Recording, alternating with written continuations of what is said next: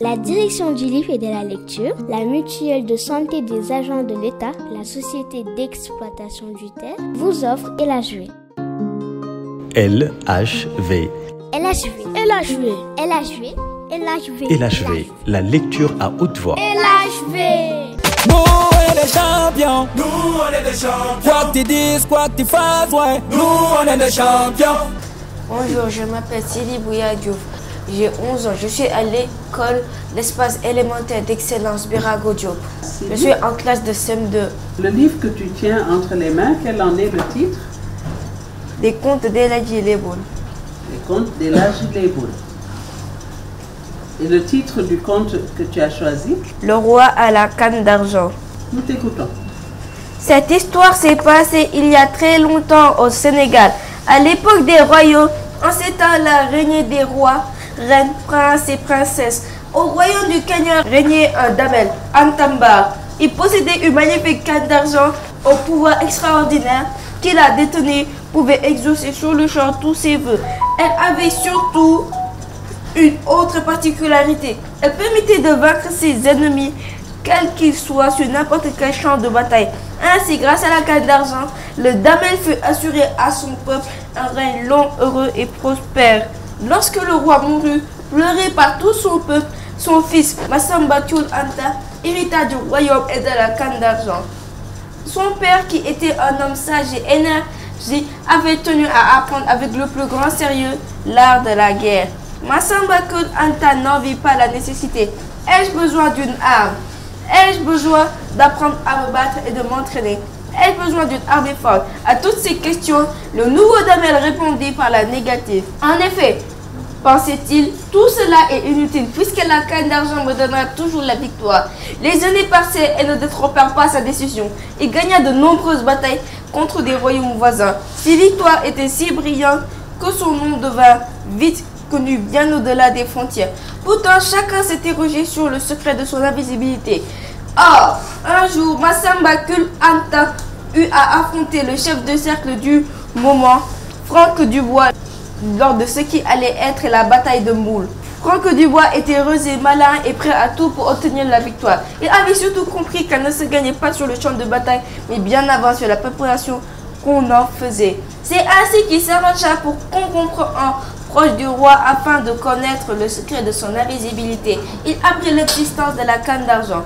Le jour de la bataille, alors qu'elle faisait rage et qu'elle était particulièrement violente, le chef de cercle et ses hommes réussirent à s'emparer de la canne d'argent. Damel s'en trouva totalement désemparé. N'ayant jamais appris à se battre, n'ayant jamais eu à exercer le moindre effort, puisque la canne exerçait tous ses souhaits, il était devenu au fond de lui-même paresseux et même peureux. Affolé, épouvanté, ne sachant mener ses troupes, le roi se trouva vite dans une mauvaise posture. Alors Massamba Thioul Anta, dans un dernier élan d'énergie, avec des de soldats restés fidèles, réussit à récupérer sa canne d'argent. La victoire pouvait maintenant lui revenir. Pourtant, elle ne serait pas glorieuse, car avant, il avait connu la honte. Et cette honte vécue devant tous ces soldats ne devait pas être rapportée. Personne ne devait savoir à aucun prix. Personne ne devait apprendre que Damel Massamba Thioul Anta était en réalité un paresseux empereur. Il prit alors une décision terrible. Il ordonna à sa canne d'exterminer tout le monde, amis ou ennemis. C'est ainsi qu'un grand silence tomba sur le champ de bataille. Massamba Thioul Anta était parmi les victimes. Il n'avait pas échappé au sort de la canne. De cette histoire est née une chanson qui a traversé les siècles. Les griots chantent Massamba Thioul Anta, Borom Yatou, Khaliga, Gasenga, Nadeba Mbouliama. Massamba Thioul Anta, détenteur de la canne d'argent, son déshonneur est resté à jamais sur le champ de bataille de Mbouliama. Mais alors, si tout le monde est mort sur le champ de bataille, comment les griots peuvent-ils chanter cette histoire? Simplement parce que si la canne d'argent n'est pas humaine, elle respecte une règle immuable. Dans les guerres, les griots sont toujours épargnés, car ce sont ceux qui écrivent l'histoire. De quoi parle-t-il? Dans ce texte, on parle d'un roi avec une canne qui le rendait invincible. Et qu'est-ce qui vous a intéressé dans ce texte-là? Dans ce texte-là, on a dit que la paresse et la peur étaient très mauvais. Car quand Massamba Thioul Anta a perdu sa canne, il allait perdre la bataille. Donc, merci. arrivez. La lecture à haute voix. LHV. Bonjour, je m'appelle Sidi Mohamed Fadel Kamara. J'ai 10 ans et je suis dans l'école Biragoudjou, CM1C. Et quel est le titre du livre que tu tiens entre les mains? La colère des dragons. Alors nous sommes prêts à t'entendre. Comme tu m'as manqué, une dizaine de roulottes, dont certains avaient la taille de petites maisons, stationnées autour d'un magnifique chêne centenaire. Un peu plus loin, sur une vaste pelouse, se dressait un impressionnant chapiteau aux couleurs vives. Jamais Hervaël n'avait vu de si grand. C'est le cirque du silence, n'est-ce pas? Les jumeaux hochèrent gravement la tête. Cet étrange bâtiment que j'aperçois derrière le chapiteau. Vous voulez dire que nous nous trouvons dans les jardins du roi? S'étrangle Hervaël. Oui, vous n'êtes pas encore au bout de vos surprises. Venez. Il le guide vers une roulotte. Hervaël voulut cogner à la porte, mais les jumeaux lui firent comprendre que c'était inutile. Entrez, elle vous attend. Alors le roi dragon chassa ses dernières hésitations et prétenda à l'intérieur. La roulotte avait été vidée de tout son mobilier et sur un coucher improvisé était étendue Isilde. Sa reine, il se précipita pour lancer des brasiments trop courts et posa sa tête contre celle de la dragonne. « Oh mon Isilde, je suis si heureux de te retrouver. Est-ce que tu vas bien? Maintenant que tu es là, oui, j'ai eu si peur pour toi. » Il examina son aile bandée, sous le tissu serré, mais pas trop. « Tu as mal? » « Non, je suis presque guéri. Bientôt, je pourrai voler à nouveau. » Hervaël était bouleversé. Les mots avaient du mal à franchir la barrière de ses lèvres. « Comme tu m'as manqué, ma reine. » Tout à l'heure, retrouvailles, ils ne virent pas entrer un vieux homme. Il était si grand que son crâne effleurait le plafond. Il portait une généreuse barbe grise qui dissimulait un sourire énigmatique.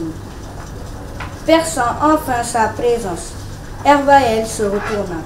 Silencieux, je suis heureux de vous revoir et je vous remercie d'avoir pris soin d'Isilde et des jumeaux.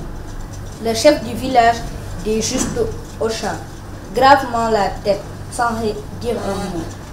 Il faut que je vous dise pour Ndofu Oba, c'est un traître. Il est en réalité le bouffon du roi. Je le savais. Et vous n'avez rien fait pour m'empêcher de le suivre? Non. Vous saviez pourtant qu'il allait me tendre un piège. Oui. Mais pourquoi ne pas l'avoir mis dehors d'état de nuire? Parce qu'il avait joué un rôle que nous avions besoin de lui. Hervaël était abasourdi, silencieux, était lettre. Tu as bien compris? Oui. Alors dis-moi, c'est quoi un dragon? Tu as jamais vu un dragon? Non, j'ai vu mais pas en vrai. J'ai vu que dans des dessins animés, parfois dans des livres. Alors pourquoi tu as aimé ce livre-là? Parce que j'aime les dragons et les contes. Mais tu les aimes sans les voir? Hein? Comment tu peux les aimer sans les voir? Je les vois pas en vrai, mais je les vois dans certains dessins animés ou dans certains livres. Voilà, c'est bien. La lecture à haute voix. LHV. Je m'appelle Wamja Rassar, je suis en classe de CM2C dans l'école d'excellence Biragoudjou. Maïmouna de Abdoulaye Sadji. Chapitre 7. L'univers entier était en partance pour Dakar. L'air était rempli de sirènes, de locomotives et de vibrations poétiques qui étaient comme une prélude à ce voyage grandiose que Maïmouna allait accomplir. Les nuages qui passaient, dociles et lents, à travers le ciel muet, le vent du matin et du soir, et les tourbillons soulevés par les trous de chaleur, tout semblait glisser vers Dakar. Le train apportait chaque jour des foules dont les toilettes claires faisaient des taches dans le cadre rustique de Niambour. Maïmouna les regardait passer avec une tendresse mêlée de pitié. Pour elle, il était inconcevable qu'on puisse aller ailleurs qu'à Dakar. L'existence dans la brousse n'était qu'un perpétuel et pénible recommencement. Les hommes s'y livraient à leur piteux destin, toujours debout et toujours esclaves d'occupations terre à terre. Pour une âme si jeune qui allait s'ouvrir aux beautés du monde, ce train prosaïque des choses était un perpétuel motif de révolte intérieure. D'ailleurs, la bonne saison finissait peu à peu, emportant l'espoir des belles journées tièdes. Les digestions allaient devenir lourdes, les pensées plus pesantes et encore les obsessions mortelles. C'était le moment ou jamais de partir. Les plaines jaunissaient, mornes et brûlantes sous le soleil de midi. Aucune brise ne caressait plus les arbres. Partout, torpeur et vie alanguie, seuls les vieux cerveaux trempés et retrempés à tous les bains de l'ennui pouvaient encore glaner dans l'espace vide et mobile une inspiration religieuse et un peu de mélancolie bienfaisante. Ah, ma douce petite Maimouna, ma fille bien-aimée, c'est donc vrai que tu pars après-demain, dit Darou. Adieu. La vie n'est donc que très peu de choses. Être ensemble ou se séparer. Tout cela n'est donc rien. Maimouna fondit en larmes et se mit à hoqueter. Le départ pour Maimouna fut déchirant. De bon matin, la mère astiqua et habilla sa fille. Elle s'assura que les gris-gris et les amulettes pendaient au corps de Maimouna. Puis, ce fut le chemin de la gare avec les arrêts à chaque rencontre pour expliquer le but de ce voyage. Ah, Ndeysaan, disait-on en se séparant d'elle. Maimouna marcha vers la gare d'un pas mal assuré, presque en titubant, gênée par les babouches neuves auxquelles elle n'était pas habituée. Elle marcha comme une automate, inconsciente de l'importance en ce moment de son existence. À la gare, des gamins nus se faufilaient, rapides et sournois, parmi les boubous flottants. Des soies s'étalaient à côté des loques sordites et poisseuses. Merci beaucoup, Mme Diarra. Merci pour cette belle lecture. Alors, vous avez choisi un roman, n'est-ce pas? Qui en est l'auteur? Abdoulaye Sedji. Abdoulaye Sedji. Alors, pourquoi tu as choisi le texte? J'ai choisi ce texte parce qu'il parlait de l'exode rural, d'une émouvante histoire de Maimouna entre deux visages du Sénégal, deux façons de vivre. Deux façons de vivre. Très bien. Quelles sont ces façons de vivre là? Une façon de vivre à Niambo et une façon de vivre dans la ville à Dakar. Pourquoi Maimouna décide-t-elle de partir en ville? Elle décide de partir en ville parce qu'elle en a assez des travaux qu'il y avait à Niambo. Comment trouvait-elle ces travaux? Elle trouvait ces travaux piteux. Parfois, il y a des villages où ils n'ont pas les moyens, comme à Dakar. Aimes-tu vivre en campagne? Oui, un peu. Pourquoi? Parce que c'est bien de respirer l'air frais qu'il y a là-bas. Alors qu'ici? Il y a beaucoup de désordre. Alors, comment trouvez-vous la séparation entre Maimouna et sa maman? La séparation peut être déchirante parce que sa mère a tout fait pour qu'elle se sente bien et maintenant elle veut la quitter. Elle veut la quitter.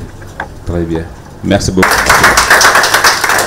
Merci, Mme Diarra. Bravo. Nous, on est des champions. Nous, on est des champions. Quoi que tu dises, quoi que tu fasses, ouais. Nous, on est des champions. LHV. LHV. LHV. LHV. LHV, la lecture à haute voix. LHV. La direction du livre et de la lecture, la mutuelle de santé des agents de l'État, la société d'exploitation du terre. Merci, merci mille fois, merci d'accompagner les enfants.